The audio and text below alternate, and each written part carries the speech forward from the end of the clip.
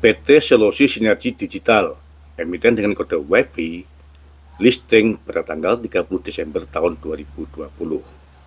WiFi bergerak dalam bidang periklanan, serta perusahaan holding yang melakukan investasi dalam bidang periklanan, produk dan layanan digital, serta jaringan serat optik melalui perusahaan anak.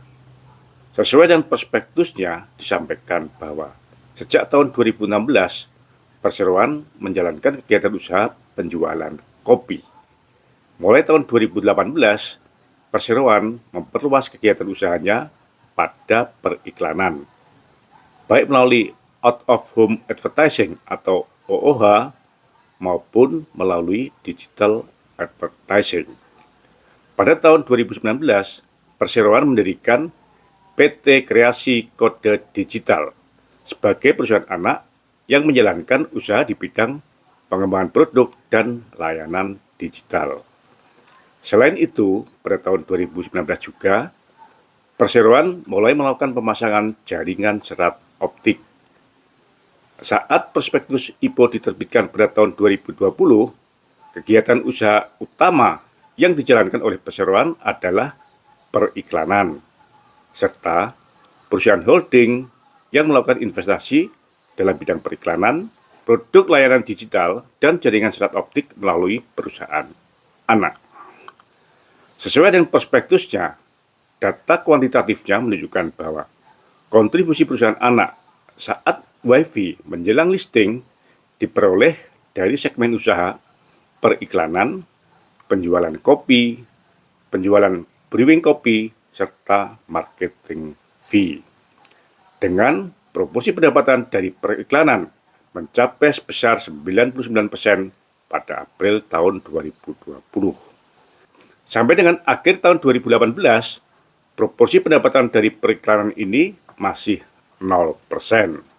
Namun, pada tahun 2019, proporsi pendapatan dari periklanan telah meningkat menjadi 93%.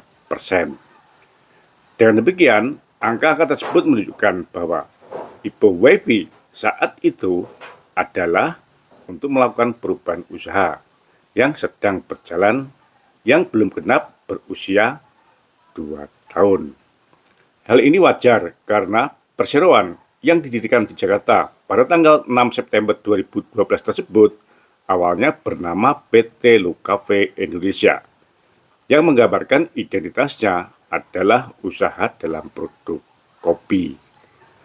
Adanya perubahan usaha ini tentu mempunyai risiko yang sangat tinggi dan tidak mungkin akan dapat pembiayaan dari bank, sehingga perseroan mencari pendanaan dari pasar modal. Lalu, mengapa OJK bisa mengaksep risiko yang oleh bank tidak dapat diaksep ini? Dalam penyaluran kredit, apabila menjadi kredit macet, 100% risiko ditanggung oleh bank. Ada indikator yang jelas persentase kredit macet untuk menilai baik buruknya suatu bank. Namun, dalam pasar modal, OJK hanya memberikan izin, sedangkan risiko boncos 100% ditanggung oleh investor. Tidak ada indikator persentase tertentu emiten yang boncos untuk menilai kinerja OJK.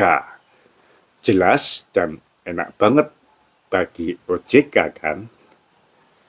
Atas perubahan usaha tersebut, maka menurut saya wajar apabila harga saham WiFi yang saat listing dilepas dengan harga penawaran umum Rp530 per lembar, saat ini tanggal 30 Juli tahun 2024, harga sahamnya tinggal menjadi Rp200 per lembar atau tinggal 38% dari harga penawaran umum. Karena IPO WiFi dilakukan saat kondisi usaha perseroan masih belum establis dan masih dalam proses peralihan usaha dari kopi menjadi periklanan dan serat optik. Yuk kita cek apakah perubahan usaha WiFi saat ini telah menunjukkan hasilnya dan apakah sudah saatnya kita untuk masuk mengkolek saham WiFi. Selamat datang di Investor Level C. Kami coba sharing aspek fundamental dari sisi yang berbeda dan dengan cara yang beda agar teman-teman bisa tetap tidur tenang meskipun banyak badai di bursa. Tonton sampai habis ya. Semangat teman-teman investor level C, investor yang fokus pada karakter pemegang saham pengendali. Ada kabar baik apa hari ini? Menurut saya, ada 3 pertimbangan mengapa saatnya kita masuk untuk mengkolek saham WiFi. Yang pertama, perubahan fokus bisnis WiFi telah berjalan sesuai dengan rencana IPO. Apabila kita bedah sumber pendapatan WiFi, kita dapatkan data bahwa sampai dengan tahun 2018, sebelum listing, 100% pendapatan WiFi adalah dari usaha kopi. Sejak tahun 2019, mulai ada pendapatan dari usaha periklanan yang merupakan awal dari fokus usaha saat ini. Bagaimana perkembangan usaha WiFi setelah listing? Sesuai dengan laporan keuangan setelah listing, sejak tahun 2021 hanya ada 3 kelompok produk dari WiFi, yaitu periklanan, listcore, serta portal web dan produk digital.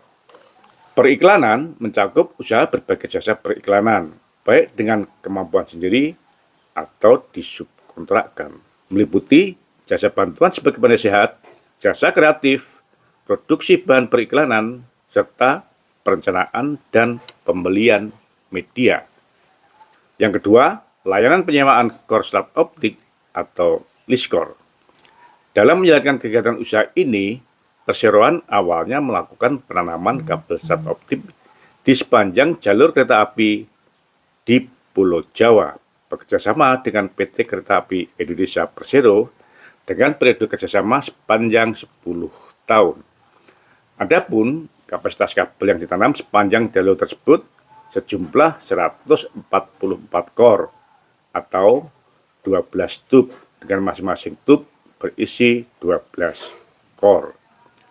Layanan sewa core mengacu pada sewa kabel strat optik yang dianggap sebagai infrastruktur inti dari jaringan komunikasi. Jenis layanan ini memberikan pelanggan perseroan konektivitas khusus dan aman antara 2 titik atau point to point atau lebih, yang memungkinkan pelanggan membangun dan mengelola jaringan datanya sendiri dengan kecepatan tinggi. Layanan sewa core atau lease core biasanya digunakan oleh perusahaan telekomunikasi, data center, dan penyedia layanan cloud yang memerlukan koneksi latensi rendah, namun berkecepatan tinggi untuk berbagai aplikasi. Perseroan sebagai penyedia jasa layanan memasang dan memelihara kabel strat optik, sedangkan pelanggan bertanggung jawab atas peralatan dan teknologi yang digunakan untuk mengaktifkan strat optik dan mengelola jaringan. Pengguna dapat memanfaatkan layanan ini dengan minimal pemesanan 1 pair atau 2 core dengan jangka waktu kontrak hingga 5 sampai dengan 10 tahun. Adapun keunggulan dari layanan ini adalah SLA, Service Level Agreement, yang mencapai 99,99%. Hal ini dimungkinkan karena jaringan strat optik di sepanjang rel kereta api memiliki tingkat keamanan yang tinggi. Posisinya terletak di tanah yang dalam otoritas PT KAI sendiri, sehingga probabilitas putusnya strat optik jauh lebih rendah dibandingkan dengan jaringan strat optik yang terpasang di segmen lainnya, misalnya di jalan raya, persawahan, maupun ladang yang merupakan milik dari umum. Yang ketiga, layanan web dan produk-produk digital merupakan layanan perseroan yang memanfaatkan jaringan strat optik sepanjang jalur kereta api yang bertujuan untuk menyediakan konektivitas di dalam ekosistem kereta api. Perseroan menyediakan jaringan internet WiFi gratis sebagai bagian dari pelayanan publik. Namun, perseroan bisa memperoleh pendapatan atas pemanfaatan penyedia internet bagi kebutuhan periklanan. Konektivitas internet gratis yang disediakan oleh perseroan dapat dinikmati di berbagai stasiun komuter lain Jabodetabek, dan stasiun antar kota di Pulau Jawa. Sejak tahun 2021 sampai dengan akhir Juni 2024, proporsi pendapatan dari layanan sewa lease core konsisten meningkat dan tertinggi mencapai 46% pada posisi Maret tahun 2024. Utilisasi sewa lease core ini masih di bawah 50%, sehingga potensi peningkatan pendapatan dari sewa lease core masih sangat terbuka. Apalagi saat ini WiFi telah melakukan ekspansi tambahan pemasangan fiber optik pada jalur kereta api di Pulau Jawa yang berada di luar wilayah konsensi dari Direktorat Jenderal Perkeretaapian atau DJKA, serta pada segmen jalan tol ruas Jakarta Cikampek. Keberhasilan perubahan fokus bisnis WiFi ini juga dapat ditunjukkan dengan tren perkembangan earning per share atau EPS yang selalu meningkat setiap tahun. Menariknya, perkembangan EPS ini belum diikuti dengan perkembangan harga saham WiFi. Alasan yang kedua, menurut saya mengapa kita harus mengkolek saham WiFi saat ini adalah adanya perubahan pemegang saham pengendali (PSP) dari 3 institusi menjadi hanya 1 institusi, sehingga akan lebih mudah dalam pengambilan keputusan. Sesuai dengan prospektus IPO, ada 3 institusi yang menjadi pengendali dari WiFi, yaitu PT Investasi Sukses Bersama, PT Prambanan Investasi Sukses, dan PT Investasi Gemilang Maju. Namun, kepemilikan saham oleh PT Prambanan Investasi Sukses dan PT Investasi Gemilang Maju adalah dari hasil konversi tagihan, sehingga wajar bila kepemilikannya hanya bersifat sementara. Saat ini, kedua entitas tersebut telah keluar dan telah menjadi pemegang saham pengendali perseroan lain yang juga telah listing. Dan yang ketiga, dengan berkurangnya institusi sebagai pemegang saham pengendali, maka juga diikuti dengan perampingan struktur organisasi dari perseroan. Terdapat pengurangan komisaris yang awalnya dari 5 orang menjadi 3 orang pada tahun 2022 dan berkurang lagi menjadi hanya 2 orang sejak akhir tahun 2023. Sejak Juni tahun 2024, jajaran direksi juga berkurang dari 3 orang menjadi hanya 2 orang saja, sehingga lebih efisien dan lebih hemat. Namun sayang, di tengah kondisi fundamental yang membaik tersebut, WiFi masih dibayangi dengan kegagalan rencana rights issue sesuai dengan hasil RUPS luar biasa pada Agustus tahun 2023 dengan cara penambahan modal dengan hak memesan efek terlebih dahulu sebanyak-banyaknya 4,96 miliar lembar saham di harga antara 260 sampai dengan 280 rupiah yang harusnya dilaksanakan selambat-lambatnya pada bulan Agustus tahun 2024 ini, sehingga membuat pasar menjadi ragu-ragu.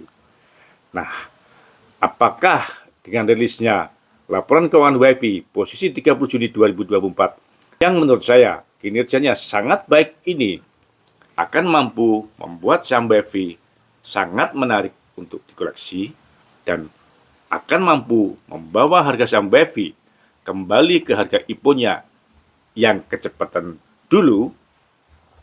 Semangat, sehat.